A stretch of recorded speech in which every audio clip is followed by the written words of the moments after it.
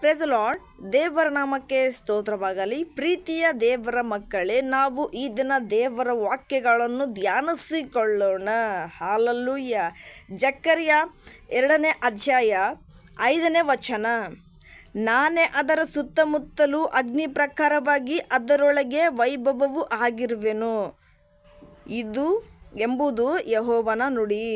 Hallelujah. ಪ್ರೀತಿಯ ದೇವರ ಮಕ್ಕಳೇ, ಇಲ್ಲಿ ದೇವರ ನಮ್ಮೊಟ್ಟಿಗೆ ಮಾತಾಡ್ತಾ ಇದ್ದಾನೆ. ನಾನೇ ಅದರ ಸುತ್ತಮುತ್ತಲೂ ಅಗ್ನಿ ಪ್ರಕಾರವಾಗಿ ಅದರೊಳಗೆ ವೈಭವವೂ ಆಗಿರುವೆನು ಎಂಬುದು ಯೆಹೋವನ ನುಡಿ. ಹಾಲೆಲೂಯಾ. ನಮ್ಮ ಪವಿತ್ರಾತ್ಮನ ನುಡಿ. ಹಾಲೆಲೂಯಾ. ನಮ್ಮ ತಂದೆಯಾದ ಕರ್ತನ ನುಡಿಯಾಗಿದೆ ಪ್ರಿಯರೇ. ದೇವರಲ್ಲಿ ಏನು ಹೇಳ್ತಾ ಇದ್ದಾನಂತ ಹೇಳಿದ್ರೆ, ನಾನೇ ಅದರೊಳಗೆ ಸುತ್ತಮುತ್ತಲೂ ಅಗ್ನಿ ಪ್ರಕಾರವಾಗಿ ಇದ್ದೇನೆ. ಯಾವುದರಲ್ಲಿ? ಹಾಲೆಲೂಯಾ. ಹೇಳ್ತೇನೆ ಪ್ರಿಯರೇ. ಈಗ ಒಂದು ಕತ್ತಲಲ್ಲಿ ಹೋಗ್ತಾ ಇದೆಯಾ ಅಂತ ಹೇಳಿದ್ರೆ, ಹಾಲೆಲೂಯಾ, ಒಂದು ಕತ್ತಲಲ್ಲಿ ಹಾದಿಯಲ್ಲಿ ಹೋಗ್ತಾ ಇದೆಯಾ ಅಂತ ಹೇಳಿದ್ರೆ ನಿನಗೆ ಟಾರ್ಚರ್ ಬೇಕು. ಹಾಲೆಲೂಯಾ. ಲೈಟ್ ಬೇಕು, ಹಾಕೊಂಡು ಹೋಗೋದಕ್ಕೆ ದೀಪ ಬೇಕು. ಹಾಲೆಲೂಯಾ. ಏನಾದರೂ ಒಂದು ಹಿಡ್ಕೊಂಡೇ ಹೋಗಲೇಬೇಕು. ಯಾಕೆ ಅಂತ ಹೇಳಿದ್ರೆ, ಹಾಲೆಲೂಯಾ, ಯಾಕೆ ಅಂತ ಹೇಳಿದ್ರೆ ಅಲ್ಲಿ ನಿನಗೆ ದಾರಿ ಏನು ಕಾಣಬೇಕಲ್ವಾ? ಹಾಲೆಲೂಯಾ. ನೀನು ತಪ್ಪಾದ ದಾರಿಗೆ ಹೋಗ್ತಾ ಇದೆಯೋ, ಸರಿಯಾದ ದಾರಿಗೆ ಹೋಗ್ತಾ ಇದೆಯೋ, ಅಥವಾ ಅಲ್ಲಿ ಯಾವ ಬರ್ತದೋ, ಚೋಳು ಬರ್ತದೋ, ಎಂಥದ್ದು ಬರ್ತದೋ ಗೊತ್ತಿಲ್ಲ. ಹಾಲೆಲೂಯಾ. ಎಂಥದಕ್ಕೆ ಬೀಳ್ತೀಯೋ ಗೊತ್ತಿಲ್ಲ. ಅದಕ್ಕೆ ನಿನಗೇನು ಬೇಕು? ಲೈಟ್ ಬೇಕು. ಅದಕ್ಕೇನು ಬೇಕು? ದೀಪ ಬೇಕು. ಅದಕ್ಕೇನು ಬೇಕು? ಟಾರ್ಚ್ ಬೇಕು. ಹಾಲೆಲೂಯಾ. ನೀನು ಜೀವನದಲ್ಲಿ ಹಾಲೆಲೂಯಾ ಮುಂದೆ ಹೋಗ್ತಾ ಇದೆಯಾ ಅಂತ ಹೇಳಿದ್ರೆ, ಅಥವಾ ಒಳ್ಳೆ ದಾರಿಗೆ ಹೋಗ್ತಾ ಇದೆಯೋ, ಕೆಟ್ಟ ದಾರಿಗೆ ಹೋಗ್ತಾ ಇದೆಯೋ ಅಂತ ನಿನಗೆ ತಿಳಿಬೇಕಾದ್ರೆ, ಹಾಲೆಲೂಯಾ, ನಮ್ಮ ತಂದೆಯಾದ ಕರ್ತನ ಬೆಳಕು ಬೇಕಾಗಿದೆ ಪ್ರಿಯರೇ. ಹಾಲೆಲೂಯಾ. ನಮ್ಮ ತಂದೆಯಾದ ಕರ್ತನ ಬೆಳಕು ಬೇಕಾಗಿದೆ. ನೀನು ಹೆಂಗೆ ಪ್ರತಿನಿತ್ಯವೂ ಕೂಡ ಕತ್ತಲಲ್ಲಿ ಹೋಗ್ತಾ ಇದೆಯೋ, ಬೆಳಕಲ್ಲಿ ಹೋಗ್ತಾ ಇದೆಯಾ ಅಂತ ನೀನು ಯೋಚನೆ ಮಾಡ್ತಾ ಇರ್ತೀಯ. ಹಾಲೆಲೂಯಾ. ಅದಕ್ಕೆ ಟಾರ್ಚ್ ಬೇಕೇ ಬೇಕು ನಿನಗೆ. ಅದಕ್ಕೋಸ್ಕರ ನೀನೇನು ಮಾಡ್ತೀಯ? ದಾರಿಯಲ್ಲಿ ಟಾರ್ಚ್ ತಗೊಂಡೇ ಹೋಗ್ತೀಯ, ಲೈಟ್ ತಗೊಂಡೇ ಹೋಗ್ತೀಯ, ದೀಪ ಹಿಡ್ಕೊಂಡೇ ಹೋಗ್ತೀಯ. ತಪ್ಪಾದ ಮಾರ್ಗದಲ್ಲಿ ಹೋಗ್ತಾ ಇದ್ದೇನೋ ಏನೋ, ಅಲ್ಲಿ ಏನಿದೆಯೋ ಇಲ್ಲೋ ಅಂತ. ಹಾಗೇನೆ ಪ್ರಿಯರೇ, ನಿನ್ನ ಜೀವನಕ್ಕೆ, ನಿನ್ನ ಜೀವಿತಕ್ಕೆ ನೀನು ಸರಿಯಾದ ಮಾರ್ಗದಲ್ಲಿ ಹೋಗ್ತಾ ಇದೆಯಾ, ಅಥವಾ ಕೆಟ್ಟ ಮಾರ್ಗದಲ್ಲಿ ಹೋಗ್ತಾ ಇದೆಯಾ, ಅಂಧಕಾರ ಮಾರ್ಗಕ್ಕೆ ಹೋಗ್ತಾ ಇದೆಯಾ ಎಂಬುದು ಆತನ ಅಗ್ನಿ ಅಭಿಷೇಕ. ಹಾಲೆಲೂಯಾ. ಆತನ ಬೆಳಕು ಬೇಕಾಗಿದೆ. ಹಾಲೆಲೂಯಾ. ಆತನ ಬೆಳಕನ್ನ ಜೀವಿತದಲ್ಲಿರುವಾಗ ಯಾವುದಕ್ಕೆ ಕಳವಳ ಪಡೋ ಅವಶ್ಯಕತೆನೇ ಇಲ್ಲ. ಯಾಕೆ ಅಂತ ಹೇಳಿದ್ರೆ, ಹಾಲೆಲೂಯಾ, ನೀನು ಪ್ರತಿನಿತ್ಯ ಪ್ರಯಾಣ ಮಾಡುವ ಸಮಯದಲ್ಲಿ ವ್ಯವಸಾಯಕ್ಕೆ ಹೋಗ್ಬೋದು. ಎಷ್ಟು ಗಂಟೆ ಬೇಕಾದ್ರೆ ಅಷ್ಟು ಗಂಟೆ ಎದ್ದು ವ್ಯವಸಾಯ ಮಾಡೋದಕ್ಕೆ ಹೋಗ್ತಾರೆ ರೈತರು. ಅವರಿಗೆ ಟಾರ್ಚ್ ಬೇಕು. ಯಾಕೆ? ಏನಾದರೂ ಬಂದ್ಬಿಡ್ತದೇನೋ, ಏನಾದರೂ ಆಗ್ಬಿಡ್ತದೇನೋ ಅಂತ. ಹಾಲೆಲೂಯಾ. ಆ ರೀತಿ ಭಯದಿಂದ ಜೀವಿಸ್ತಾರೆ. ಆದರೆ ಪ್ರಿಯರೇ, ದೇವರು ಹೇಳ್ತಾ ಇದ್ದಾನೆ, ನೀನು ಜೀವನದಲ್ಲಿ ಮುಂದೆ ಹೋಗ್ಬೇಕಂದ್ರೆ, ಜೀವನ ಸಾಗಿಸಬೇಕಂದ್ರೆ, ಜೀವನದ ಮಾರ್ಗ ಆದಿ ಕಂಡಿಡ್ಕೊಳ್ಬೇಕಂದ್ರೆ, ಪರಲೋಕದ ಮಾರ್ಗ ಕಂಡಿಡ್ಕೊಳ್ಬೇಕಂದ್ರೆ ಆತನ ಬೆಳಕು ನಿನಗೆ ಬೇಕಾಗಿದೆ. ಹಾಲೆಲೂಯಾ. ನಿನ್ನ ವಾಕ್ಯವೇ ನನ್ನ ಕಾಲಿಗೆ ದೀಪವು, ನನ್ನ ದಾರಿಗೆ ಬೆಳಕು ಎಂಬುದಾಗಿದೆ ಅಲ್ವಾ? ಇದೆ ಪ್ರಿಯರೇ ಅದು. ಹಾಲೆಲೂಯಾ. ನಾವು ವಾಕ್ಯದಲ್ಲಿ ನೋಡ್ತೇವೆ ಅಲ್ವಾ? ಈ ವಾಕ್ಯದಲ್ಲಿ ಹಾಲೆಲೂಯಾ ಅದೇ ಆಗಿದೆ ಪ್ರಿಯರೇ. ನನ್ನ ದಾರಿಗೆ ಬೆಳಕು, ನನ್ನ ದಾರಿಗೆ ದೀಪವು ನಿನ್ನ ಈ ವಾಕ್ಯವೇ. ಹಾಲೆಲೂಯಾ. ಅದೇ ರೀತಿಯಿಂದ ಆತನ ಬೆಳಕೆ ನಮ್ಮ ಜೀವಿತಕ್ಕೆ ಒಳ್ಳೆ ಮಾರ್ಗ. ನೀನು ಕೆಟ್ಟ ಮಾರ್ಗದಲ್ಲಿ ಹೋಗ್ತಾ ಇದ್ದರೂ ಕೂಡ ದೇವರನಿಗೆ ತಿಳಿಸಿಕೊಟ್ಟು, ಅದು ತಪ್ಪಾದ ಮಾರ್ಗ ಮಗನೇ, ಇದಕ್ಕೆ ಸರಿಯಾಗಿ ಬಾ ಎಂದು ನಿನ್ನ ಕರ್ಕೊಂಡು ಹೋಗುತ್ತಾನೆ ಪ್ರಿಯರೇ. ಅದಕ್ಕಾಗಿ ನಮಗೇನು ಬೇಕು? ಆತನ ಬೆಳಕು ನಮಗೆ ಬೇಕು. ಹಾಲೆಲೂಯಾ. ಆತನ ಹೇಳ್ತಾ ಇದ್ದಾನೆ, ನಾನೇ ಅದರ ಸುತ್ತಮುತ್ತಲೂ ಅಗ್ನಿ ಪ್ರಕಾರವಾಗಿ ಅದರೊಳಗೆ ವೈಭವವು ಆಗಿರುವೆನು ಅಂತೆ. ಇಲ್ಲಿ ನಿನ್ನ ಅಂತರಾತ್ಮದ ಹೃದಯದಲ್ಲಿ, ನಿನ್ನ ಅಂತರಾತ್ಮದಲ್ಲಿ, ಹಾಲೆಲೂಯಾ, ನಿನ್ನ ಹೃದಯದಲ್ಲಿ ಆತನ ವಾಕ್ಯಗಳು, ಆತನ ಅಗ್ನಿ ಅಭಿಷೇಕ ಇಟ್ಟಿದ್ದಾನೆ ಪ್ರಿಯರೇ. ಹಾಲೆಲೂಯಾ. ಅದಕ್ಕೋಸ್ಕರನೇ ದೇವರು ನಿನ್ನ ಜೀವಿತಕ್ಕೆ ಬೆಳಕಾಗಿದ್ದಾನೆ. ಹಾಲೆಲೂಯಾ. ಜೀವಿತಕ್ಕೆ ಬೆಳಕಾಗಿದ್ದಾನೆ. ನೀನು ಒಂದು ವೇಳೆ ಕತ್ತಲಲ್ಲಿ ಇರ್ಬೋದು ಪ್ರಿಯರೇ. ಹಾಲೆಲೂಯಾ. ಪ್ರತಿನಿತ್ಯ ಜೀವನ ಚಟುವಟಿಕೆಗಳಲ್ಲಿ ನಡೆಸುವಾಗ ಕತ್ತಲೆಯಲ್ಲಿ ಇರ್ಬೋದು. ಆದರೆ ದೇವರು ಹೇಳ್ತಾ ಇದ್ದಾನೆ, ದೇವರು ನಿನ್ನ ಜೀವನಕ್ಕೆ ಬೆಳಕಾಗಿದ್ದಾನೆ, ಮಾರ್ಗವಾಗಿದ್ದಾನೆ. ಹಲ್ಲೆಲೂಯಾ. ಒಂದು ಎಕ್ಸಾಂಪಲ್ ಆಗಿ ಹೇಳ್ತಾನೆ, ಒಬ್ಬರ ಮನೆಯಲ್ಲಿ ಲೈಟ್ ಇಲ್ಲ. ಹಲ್ಲೆಲೂಯ. ಅವರ ಮನೆಯಲ್ಲಿ ದೀಪನೂ ಕೂಡ ಇಲ್ಲ. ದೇವರ ವಾಕ್ಯವನ್ನು ಧ್ಯಾನಿಸಬೇಕು. ಯಾವ ರೀತಿಯಿಂದ ಧ್ಯಾನಿಸಬೇಕೆಂಬುದಾಗಿ ಅವರ ಆಲೋಚನೆಗಳ ಮೇಲೆ ಆಲೋಚನೆಗಳು ತಗೋತಾರೆ. ಆಗ ಪರಿಶುದ್ಧ ಆತ್ಮನು ಅವರಿಗೆ ಆಲೋಚನೆ ಕೊಡ್ತಾನೆ. ಯಾವ ರೀತಿಯಾಗಿ ಪ್ರಿಯರೇ? ಹಲ್ಲೆಲೂಯ. ನಿನ್ನ ಜೀವಿತಕ್ಕೆ ನಾನೇ ಬೆಳಕಾಗಿದ್ದೇನೆ. ಯಾವುದಕ್ಕೆ ಬೇಕು ನಿನಗೆ ಬೆಳಕು? ಹಲ್ಲೆಲೂಯ. ಯಾಕೆ ಬೇಕು ನಿನಗೆ ಬೆಳಕು ಅಂತ ಹೇಳ್ತಾ ಇದ್ದೇನೆ. ಸೊ ಪ್ರಿಯರೇ, ನೀನು ಕತ್ತಲೆಯಲ್ಲಿ ಬಿದ್ದಿದ್ರೂ ಕೂಡ ದೇವರು ಬೆಳಕು ಮಾಡ್ತಾನೆ. ಹಲ್ಲೆಲೂಯ. ಅಯ್ಯೋ, ನಮ್ಮ ಜೀವಿತಕ್ಕೆ ಬೆಳಕಾದ್ರೆ ಏನು ಬಂತು? ನನ್ನ ಜೀವನ ನೋಡಿ ಹೆಂಗಾಗ್ಬಿಟ್ಟಿದೆ. ಹಲ್ಲೆಲೂಯ. ಬಡತನ ನೋಡಿ ಹಿಂಗೆ ಇದೆ, ಸಾಲ ನೋಡಿ ಹಿಂಗೆ ಇದೆ ಅಂತ ಹೇಳ್ತಾ ಇದೆಯಾ? ದೇವರು ಆತ್ಮಿಕದಲ್ಲಿ ನಿನಗೆ ಬೆಳಕಾಗಿದ್ದಾನೆ ಅಂದರೆ ಆರ್ಥಿಕದಲ್ಲಿನೂ ಕೂಡ ಬೆಳಕಾಗುತ್ತಾನೆ ಪ್ರಿಯರೇ. ಹಲ್ಲೆಲೂಯ. ಆತ್ಮಿಕದಲ್ಲೂ ಕೂಡ ಬೆಳಕಾಗುತ್ತಾನೆ. ಆತನ ಅಗ್ನಿ ಅಭಿಷೇಕದಿಂದಾನೆ. ಹಲ್ಲೆಲೂಯ. ಬೆಂಕಿ ಯಾವುದಕ್ಕೆ ಹೋಲಿಕೆ ಆಗಿದೆ ಪ್ರಿಯರೇ? ಬೆಳಕು.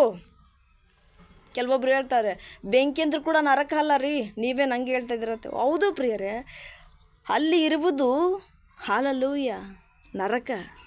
ಯಾಕೆಂದರೆ ಅವನು ಬೆಂಕಿಯಲ್ಲಿ ಹಾಕ್ತಾನೆ, ಅದು ನರಕ. ನಮ್ಮ ದೇವರು ನಮಗೆ ಅಭಿಷೇಕ ಮಾಡುವುದು, ಅಗ್ನಿ ಅಭಿಷೇಕದಿಂದ ನಮ್ಮನ್ನು ತುಂಬಿಸುವುದು ಆತನ ಅಭಿಷೇಕ ಆಗಿದೆ, ಆತನ ವಾಕ್ಯ ಆಗಿದೆ ಪ್ರಿಯರೇ. ಹಲ್ಲೆಲೂಯ. ಅದು ನಾವು ಕಂಡಿಡ್ಕೊಳ್ಬೇಕಾಗಿದೆ. ಹಲ್ಲೆಲೂಯ. ಸೊ ಅದನ್ನು ಕಂಡಿಡ್ಕೊಂಡಾಗ ನಿನ್ನ ಜೀವನದಲ್ಲಿ ಹಲ್ಲೆಲೂಯ ಪ್ರತಿನಿತ್ಯ ನಿಮ್ಮ ಮನೆಯಲ್ಲೂ ಕೂಡ ಲೈಟ್ ಇರಲಾರ್ದೆ ಇರ್ಬೋದು. ಒಂದು ವೇಳೆ ದೀಪದಿಂದ ನೀವು ಇರ್ಬೋದು. ದೇವ್ರು ಹೇಳ್ತಾ ಇದ್ದಾನೆ, ನಿಮ್ಮ ಜೀವಿತಕ್ಕೂ ನಿಮ್ಮ ಜೀವನಕ್ಕೂ ನಾನು ಬೆಳಕಾಗುತ್ತೇನೆ. ಹಲ್ಲೆಲೂಯ. ನಾನು ಬೆಳಕಾಗುತ್ತೇನೆ.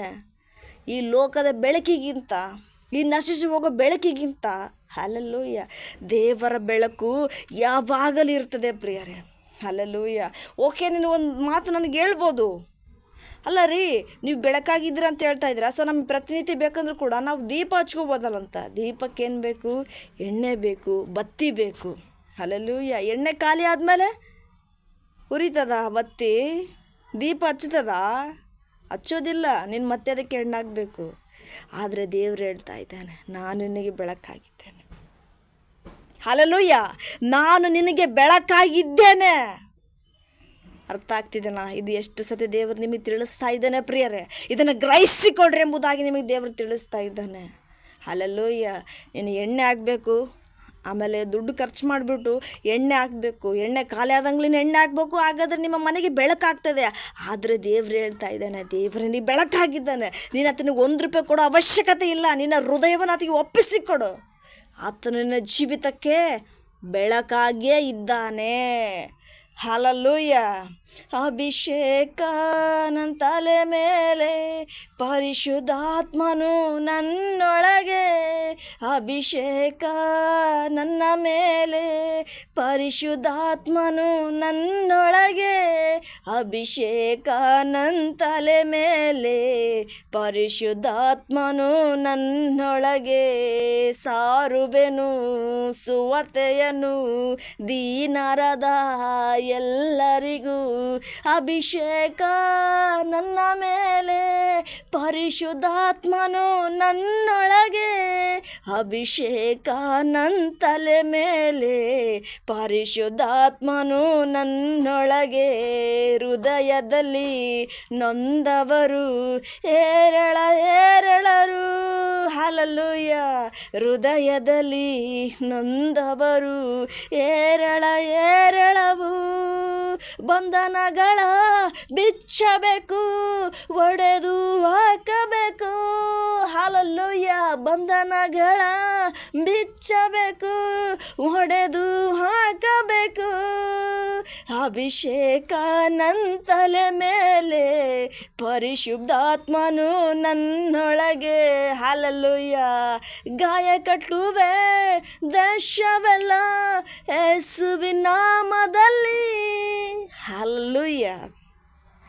ಸೊ ಪ್ರಿಯರೇ, ಅಭಿಷೇಕ ನಮ್ಮಲ್ಲಿದ್ದರೆ ನಾವು ಯಾವುದಕ್ಕೂ ಹಲ್ಲೆಲೂಯ ಭಯಪಡೋ ಅವಶ್ಯಕತೆ ಇಲ್ಲ, ಎದುರ ಅವಶ್ಯಕತೆ ಇಲ್ಲ. ನಾಳಿನ ಜೀವಿತದಲ್ಲಿ ಏನಾಗುತ್ತೆ ಎಂಬುದಾಗಿ ಕುರಿತು ಆಲೋಚನೆಯಲ್ಲಿ ಒಳಗಾಗೋ ಚಿಂತೆ ಇಲ್ಲ. ಹಲ್ಲೆಲೂಯ್ಯ. ಆತನ ಎಲ್ಲವನ್ನು ನೋಡಿಕೊಳ್ತಾನೆ ಪ್ರಿಯರೇ. ಸೊ ಅದಕ್ಕಾಗಿ ಆತನೇ ನಮ್ಮ ಜೀವಿತಕ್ಕೆ, ನಮ್ಮ ಜೀವನಕ್ಕೆ ಬೆಳಕಾಗಿದ್ದಾನೆ. ಅದನ್ನು ನೀನು ಗ್ರಹಿಸಿಕೊಳ್ಬೇಕಾಗಿದೆ. ದೇವರ ವಾಕ್ಯದ ಮುಖಾಂತರವಾಗಿ ನಿನಗೆ ತಿಳಿಸುತ್ತಾ ಇದ್ದಾನೆ. ಹಲ್ಲೆಲೂಯ್ಯ. ಸೊ ಆಗಿನ ಒಂದು ನೋಡ್ತೇವೆ ಪ್ರಿಯರೇ. ಹಲ್ಲೆಲೂಯ್ಯ. ನರಸಿಂಹ ಅಂತ ಹೇಳ್ತಾರೆ ಅಲ್ವಾ. ಹಲ್ಲೆಲೂಯ್ಯ. ಅದರಲ್ಲಿ ಒಂದು ಶಾರ್ಟಾಗಿ ಹೇಳ್ತಾನೆ. ಸೊ ಈ ಕಂಬದಲ್ಲಿ ಇದ್ದಾನೆ, ಈ ಕಂಬದಲ್ಲಿ ಇದ್ದಾನೆ. ನಾಟಕ ನೋಡ್ತೇವೆ. ಹಲ್ಲೆಲೂಯ್ಯ. ಎಷ್ಟೋ ಜನ ನಾಟಕ ಮಾಡ್ತಿರ್ತಾರೆ ವಿಗ್ರಹ ಆರಾಧನದು. ಈ ಕಂಬದಲ್ಲಿ ಇದ್ದಾನೆ, ಈ ಕಂಬದಲ್ಲಿ ಇದ್ದಾನೆ ಅಂತ ಹೇಳ್ತಾರೆ. ಆಗ ಹೊಡೆದ ತಕ್ಷಣ ಅವನು ಹೊರಗಡೆ ಬರ್ತಾನೆ. ಅವನು ಯಾಕೆ ಕಂಬಗಳಲ್ಲೇ ಇದ್ದಾನೆ ಅಂತ ಹೇಳಿದ್ರೆ, ಅವನು ಸೈತನು ಆಗಿರುವ ಕಾರಣ ಬರೀ ಕಂಬಗಳಲ್ಲಿ, ಗೋಡೆಗಳಲ್ಲಿ ಹಲ್ಲೆಲೂಯ್ಯ ಮುಚ್ಚಿಟ್ಕೊಂಡಿದ್ದಾನೆ. ನಮ್ಮ ದೇವರ ಆಗಿರೋದಕ್ಕೋಸ್ಕರನೇ ನಮ್ಮ ಪವಿತ್ರಾತ್ಮನು ನಮ್ಮ ಹೃದಯದಲ್ಲಿನೇ ಇದ್ದಾನೆ ಪ್ರಿಯರೇ. ಹಲ್ಲೆಲೂಯ್ಯ. ನಮ್ಮ ಹೃದಯದಲ್ಲಿನೇ ಇದ್ದಾನೆ. ನಿನ್ನ ಹೃದಯದಲ್ಲೂ ಇದ್ದಾನೆ, ನನ್ನ ಹೃದಯದಲ್ಲೂ ಇದ್ದಾನೆ. ಹಲ್ಲೆಲೂಯ್ಯ. ಏಸಪ್ಪ ಈ ಹೃದಯದಲ್ಲಿ ನೀ ಬಾರಪ್ಪ, ಚಿಂತೆ ಕಷ್ಟಗಳಿಂದ ಈ ಜೀವ ಬಳಲಿ ಹೋಯಿತು ದೇವಾ, ನಿನ್ನನ್ನೇ ನಂಬಿ ಬಂದಿರುವೆ, ನನ್ನ ದುಃಖ ಪರಪಾಲಿಸು. ಹಲ್ಲೆಲೂಯ್ಯ. ನೀನೊಂದು ಮಾತು ಹೇಳಿದರೆ ನನ್ನ ಬಾಳು ಬಂಗಾರವು. ಏಸಪ್ಪ ಈ ಹೃದಯದಲ್ಲಿ ನೀ ಬಾರಪ್ಪ. ಹಲ್ಲೆಲೂಯ್ಯ. ಸೊ ಪ್ರಿಯರೇ, ದೇವರು ನಮ್ಮ ಜೊತೆ ಮಾತಾಡಿದ್ರು ಏನೆಂಬುದಾಗಿ. ಹಲ್ಲೆಲೂಯ್ಯ. ಸೈತಾನನು ಆ ಕಂಬದಲ್ಲಿದ್ದಾನೆ, ಈ ಗೋಡೆಯಲ್ಲಿದ್ದಾನೆ, ಅಲ್ಲಿದ್ದಾನೆ, ಇಲ್ಲಿದ್ದಾನೆ ಅಂತ ಹೇಳಿದ್ರೆ ಹೊರತು ಹೃದಯದಲ್ಲಿದ್ದಾನೆ ಅಂತ ಹೇಳಿದ್ರಾ? ಯಾಕೆಂದರೆ ಅವನು ಸೈತಾನನು, ಕುತಂತ್ರನು, ಕ್ರೂರಿಯು, ಕರುಣೆ ಇಲ್ಲದೆ ಆತ್ಮಗಳನ್ನು ವಂಚಿಸುವವನಾಗಿದ್ದಾನೆ. ಹಲ್ಲೆಲೂಯ್ಯ. ನಮ್ಮ ದೇವರು ಕರುಣಿಸುವವನು. ಹಲ್ಲೆಲೂಯ್ಯ. ಪ್ರೀತಿಸುವವನು. ಹಲ್ಲೆಲೂಯ್ಯ. ಸಂತೈಸುವವನು. ಅದಕ್ಕೋಸ್ಕರನೇ ಆತನು ನಿನ್ನ ಹೃದಯದಲ್ಲಿ ಇದ್ದಾನೆ, ನೆಲೆಸಿದ್ದಾನೆ, ಇರುತ್ತಲೇ ಇರುತ್ತಾನೆ. ಹಲ್ಲೆಲೂಯ್ಯ. ಯಾವಾಗಲೂ ಎಂದೆಂದಿಗೂ ನಿನ್ನ ಹೃದಯದಲ್ಲಿ ನೆಲೆಸಿದ್ದಾನೆ, ಇದ್ದೇ ಇರುತ್ತಾನೆ. ಹಲ್ಲೆಲೂಯ್ಯ. Thank you all to my God bless you. Praise Lord. Amen.